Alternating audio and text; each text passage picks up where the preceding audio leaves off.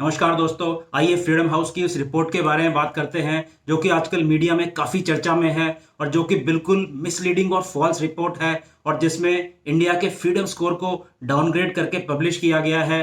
Freedom house एक NGO या non profit organisation है जिसको कि यूएस गवर्नमेंट फंड करती है। इस रिपोर्ट के आधार पर कुछ लोग और कई मीडिया हाउस इंडिया की इमेज को खराब कर रहे हैं, लेकिन अगर आप ध्यान से देखें तो ये रिपोर्ट काफ़ी गुमराह करने वाली और मिसप्लेस्ड है।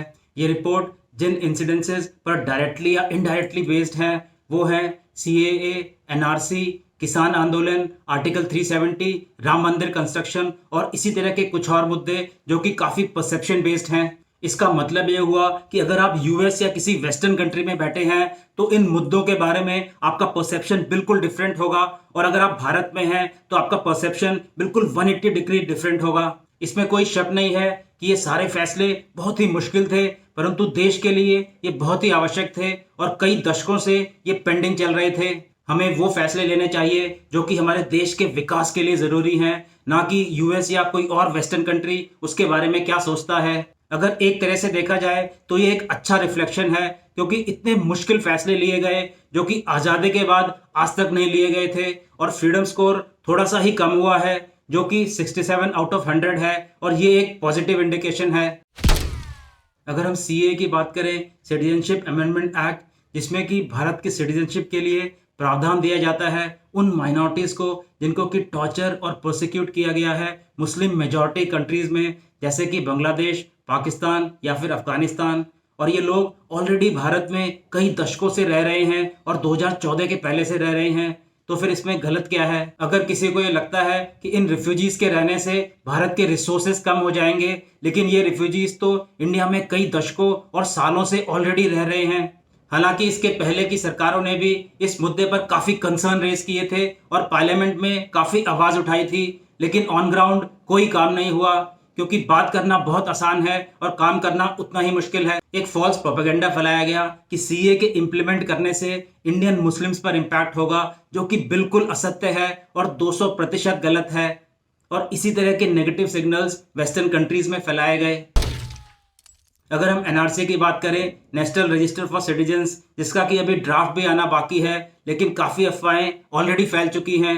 इसके अंदर जेन्युइन इंडियन सिटीजन्स की डिटेल्स रजिस्टर की जाएंगी। इलीगल इमिग्रेशन एक सीरियस प्रॉब्लम है, न सिर्फ आसाम और वेस्ट बंगाल के लिए बल्कि पूरे देश के लिए। पिछले 25-26 सालों में मैंने खुद दिल्ली में देखा है कि काफ़ी इलीगल इमिग्रेंट्स आए हैं पड़ोसी देश से, और ये एक मेजर प्रॉब्लम है दिल्ली और नियर बाई एनसीआर के लिए, और इसको एड्रेस करना बहुत ज़रूरी है। इस प्रॉब्लम के बारे में भी पहले की सरकारों में काफ़ी बातें हुई, लेकिन एक भी कंक्रीट स्टेप्स नहीं लिए गए। हम यूएस और बाकी वेस्टर्न कंट्रीज़ के सोशल सिक्योरिटी नंबर की काफ़ी सराहना करते हैं, जिसमें हर सिटीजन के डिटेल रिकॉर्ड्स रखे जाते हैं, लेकिन वही स्ट्रैटेजी जब इंडिया में इम्प्लीमेंट करने की बात होती है तो कुछ लोगों को इससे प्रॉब्लम है और वो पॉलिटिक्स करने लगते हैं।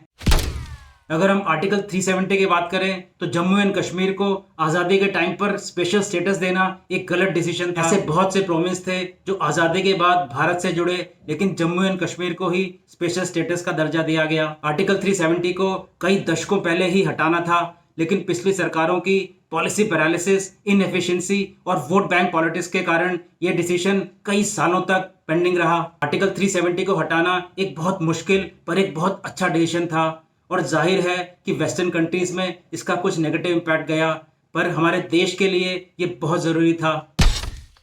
अगर हम फार्म लॉस की बात करें तो ये किसानों के फायदे के लिए है, जो कि अपनी फसल एपीएमसी मंडी के बाहर भी बेच सकता है अगर उसको अच्छा दाम मिल रहा हो तो, लेकिन कुछ मिडिलमैन और बिचौलियों को इससे प्रॉब्लम है।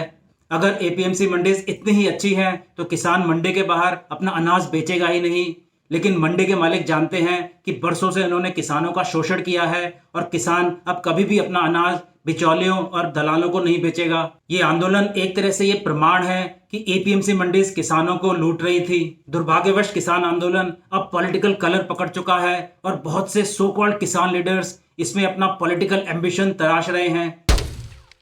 अगर हम राम मंदिर कंस्ट्रक्शन की बात करें तो ये तो कई दशकों से पेंडिंग था और बहुत सारे मुस्लिम ग्रुप्स ने भी इसका सपोर्ट किया था। ये तो ऑब्वियस सी बात है कि अयोध्या, जो कि भगवान राम की जन्मभूमि है, राम मंदिर को वहीं पर बनना था। अब आप राम मंदिर को जेरूसलम या मक्का और मदीना में तो नहीं बनाओगे। ये तो बहुत ही लॉजिकल सी बात है। समझ में नहीं आता कि कुछ पॉलिटिकल पार्टीज इसका किस बेस पर अपोज कर रही थी। यूएसए ने खुद कई कंट्रीज के इंटरनल अफेयर्स में इंटरफेयर किया है और ह्यूमन राइट्स वायलेशन भी किया है। तो उनको पहले खुद अपने एक्शंस को सही करना चाहिए, इससे पहले कि वो दूसरों पर जजमेंट पास करें। 100 बात की एक बात यह है कि हमें अपने देश के डेवलपमेंट के बारे में सोचना चाहिए और दूसरे कंट्रीज क्या रेटिंग या रिपोर्ट पब्लिश कर रहे हैं उसको पूरी तरह इग्नोर करना चाहिए। धन्यवाद दोस्तों, मैं हूं डॉक्टर विनोद सिंह। नमस्कार।